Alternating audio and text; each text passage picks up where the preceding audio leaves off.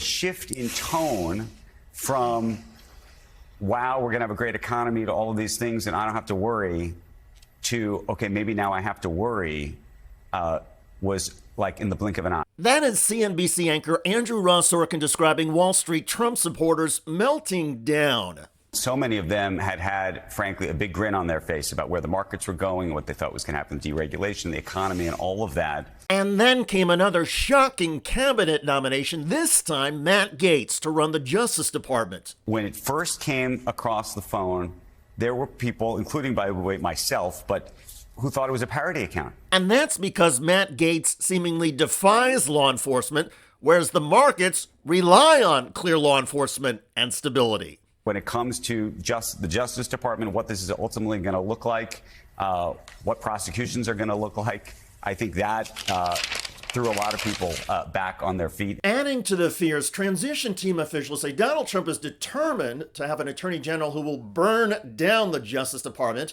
and get rid of the career employees who work there. Some of those government staffers oversee Wall Street and work to make sure all corporations play by the same rules. Business leaders say unpredictability and confusion could spook investors around the globe who have long seen the United States as the safest and most reliable place to invest. But if there is uncertainty and money gets pulled out of the U.S. financial system, the markets could crash. And it's not just CEOs and titans of industry who are freaking out at the prospect of their businesses and their lives collapsing. Many Trumpsters who look the other way at his criminality, misogyny, bigotry, and racism are already seeing their lives ruined when they confess to disgusted family and friends about a vote for Trump. TikTok user Autumn Whitbeck says she is devastated that all the women in her family, her grandmother, mother, and sister, will not speak to her anymore. This is my last political post, okay? I'm gonna lay it to rest. Let me just tell you guys, I'm not crying happy tears. I always talked about how my family, sorry, I don't want to make this more than once.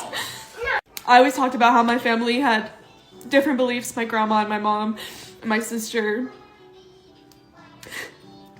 and how we always got along. And I wore my grandma's sweater to go vote, and I'm so sorry. I'm trying not to cry, okay? But my heart's broken.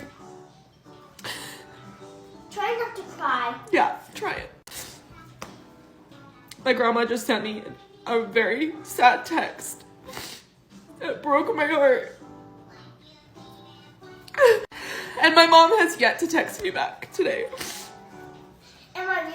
My point of making this video is to say that I am very happy, and I expressed how happy I was. And I'm not going to be sorry for that. I'm completely heartbroken that my family is taking it how they are. I never did this to them when Biden won. Never. But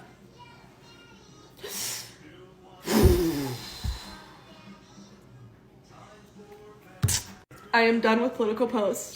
From here on out, it's back to normal. If you don't like me because of who I voted for and you have to unfollow, go ahead. My own family unsubscribed from my life, so you can too. I promise it doesn't get worse. Actually, it could get worse, because imagine also losing your job, losing your savings, and losing your financial security thanks to an economic crisis.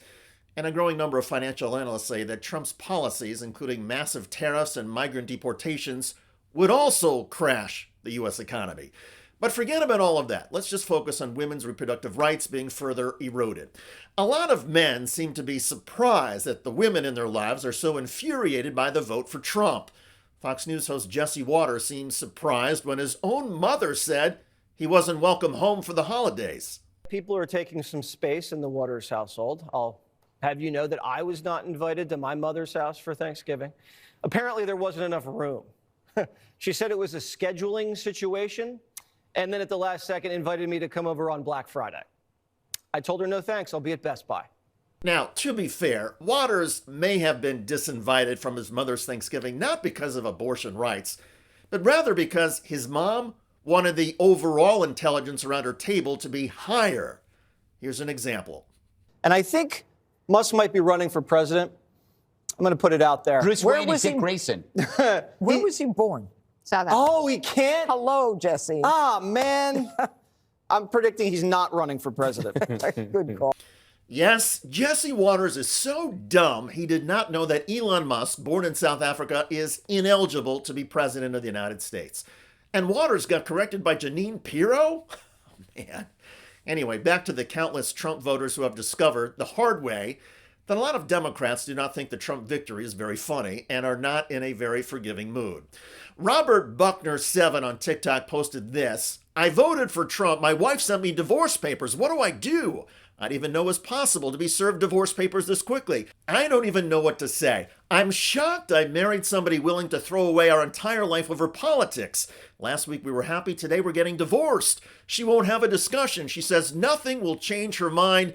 Insists she is going to report my parents because they live off of disability, but my dad does some cash work, auto repair, so now I'm worried for my whole family.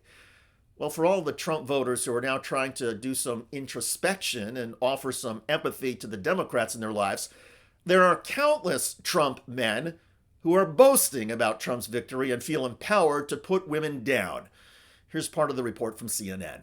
A new and disturbing analysis shows attacks against women have surged on social media in the days following Donald Trump's election win. Hateful and sexist phrases like "your body, my choice" and "get back to the kitchen" are getting millions of clicks online.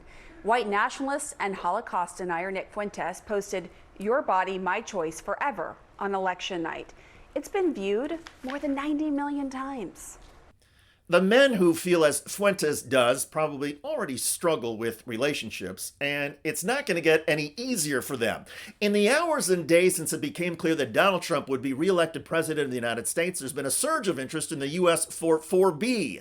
Young liberal women across TikTok and Instagram are discussing and sharing information about the South Korean feminist movement, in which straight women refuse to marry, have children, date, or have sex with men. These women say they are enraged and fed up after a majority of their male counterparts in America voted for an adjudicated rapist who was found liable for sexual abuse and whose appointment of 3 conservative Supreme Court justices in his last administration led to the elimination at the national level of abortion rights.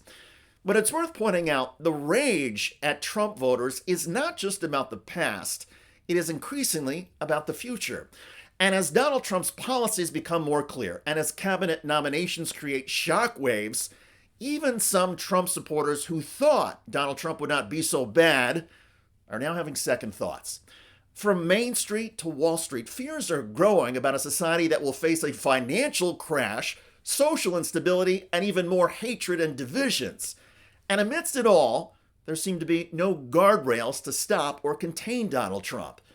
So the reality of Trump 2.0 finally seems to be dawning on some of his supporters.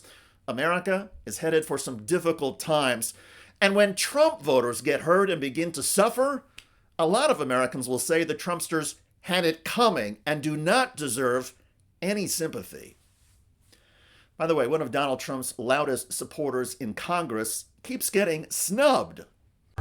And Jesus is my savior. I don't worship President Trump. And I'm really sick and tired of the bull annex I have to deal with constantly. These days, if Marjorie Taylor Greene is angry, it may be thanks to this.